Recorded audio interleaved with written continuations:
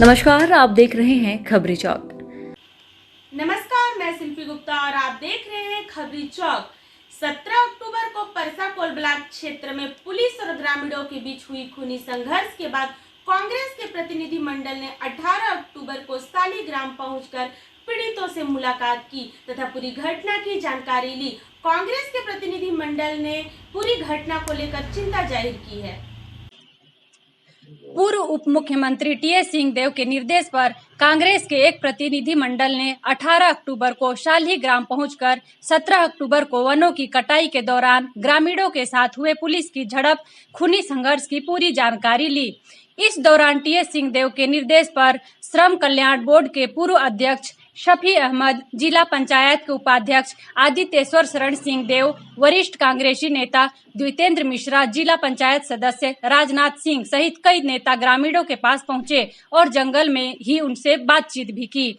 हालांकि कांग्रेस के प्रतिनिधि मंडल ने बताया कि हमारे साथ जिले के कई साथी आए हुए थे, किंतु प्रशासनिक अमले में हमें अंदर जाने से रोक दिया। जब हम सबने कहा कि यहीं पर हड़ताल पर बैठ जाएंगे तो मात्र 7 सदस्यों को अंदर जाने दिया गया।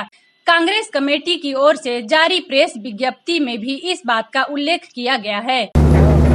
वहाँ जो देखने की स्थिति थी उसके पहले तो जब हम लोग गए तो पुलिस वाले इस तरह से गांव में घुसने के लिए छावनी जैसा बना के स्थिति रखे हुए थे।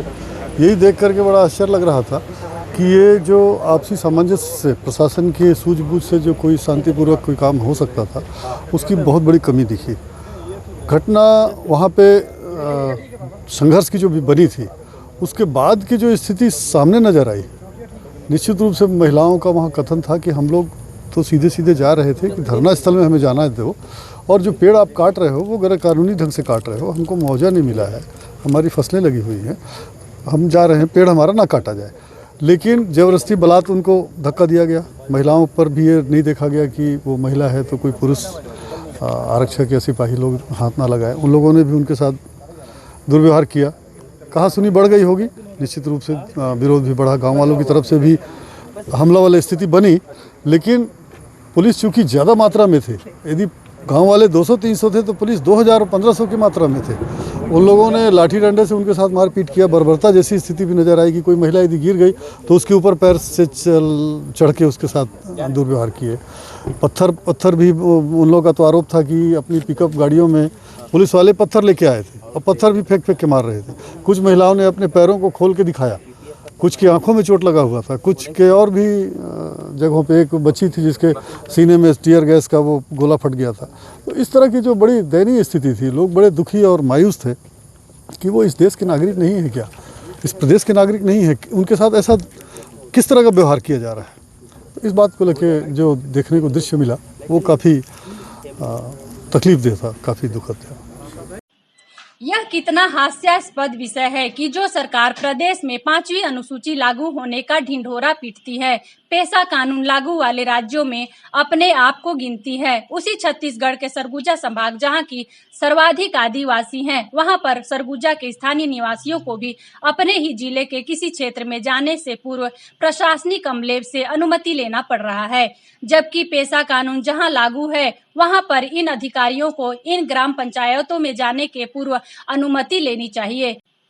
खैर जो भी हो, कांग्रेस के प्रतिनिधि मंडल ने सालीग्राम पहुंचकर पीड़ित ग्रामीणों से मुलाकात कर पूरी घटना की जानकारी ली। हम आदिवासी लोग बरसों से रह रहे हैं, तो कल पुलिस वाले लोग ने हमें दौड़ा दौड़ा कर मारा और बहुत बड़ा बम फेंका हम लोग के ऊपर। और हमारे एक साथी है जो जेंट्स है, उसका जो पैंट पहने थे वो जल गया है और थोड़ा शर्ट भी जल गया है और जो पैर का रवा होता है वो भी जल गया है। ऐसे बम फेंक कर मार रहे थे। कौन मार रहा था बम? पुलिस वाले मार रहे थे। और आप लोगों की पिटाई पुलिस वाले, जेंट्स पुलिस वाले लोग किए थे कि महिला पुलिस वाले लोग? जेंट्स लोग भी किए थे और महिला लोग भी किए थे, पर सबसे ज़्यादा जेंट्स लोग किए हैं। ठीक है, अपना नाम बता दीजिए। मेरा नाम खुशबू है, मैं ग्राम फतेहपुर की हूँ। क्या हुआ था कल यहाँ पे? कल यहाँ पर पेड़ों की कटाई हो रही थी तो हम लोग उसको रोकने गए थे और बोले कि आप यहाँ से जाओ, ये फर्जी ग्राम हो चुका है ऐसे।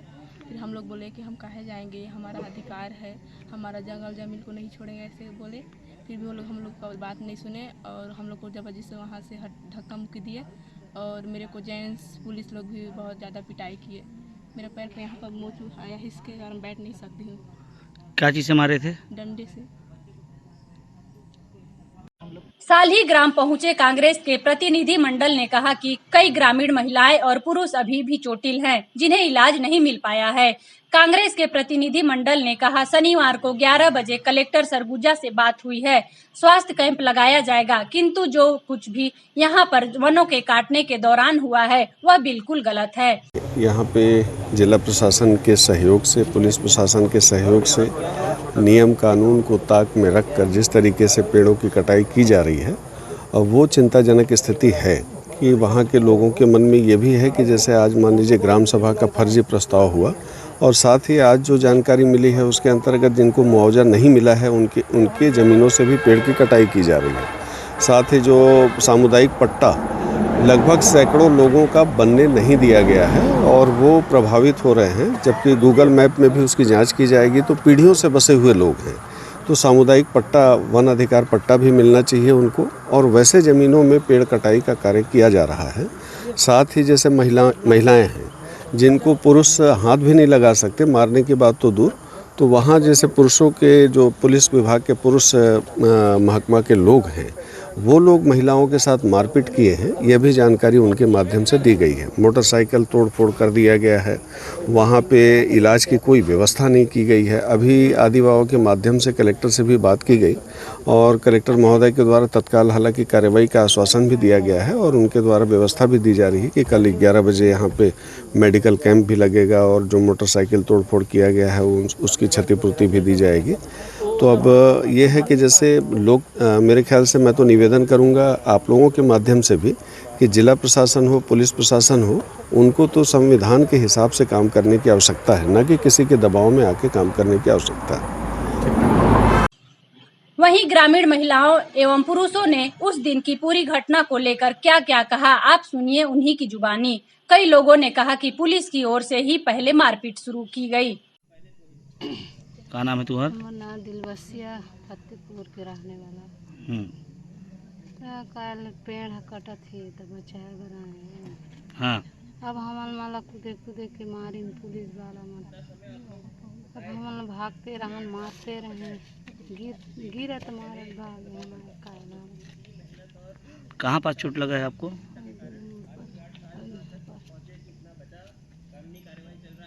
क्या नाम है आपका? क्या हुआ था कल यहाँ पे? यहाँ पेड़ कटाए ले समन मना करे आए, जबरदस्ती मन मना पेड़ काटे ले, हम मना करे आए, हम धड़ाधड़ पखना में मारी भी कपार लकड़ी। कौन मारिस? पुलिस वाले। तुमके भी चोट लगी से? कितना उझलना चोट लगी सोई? बहुत झीना लगा। अपना नाम बता दीजिए। सुनीता पोते। कल क्या हुआ था यहाँ पे?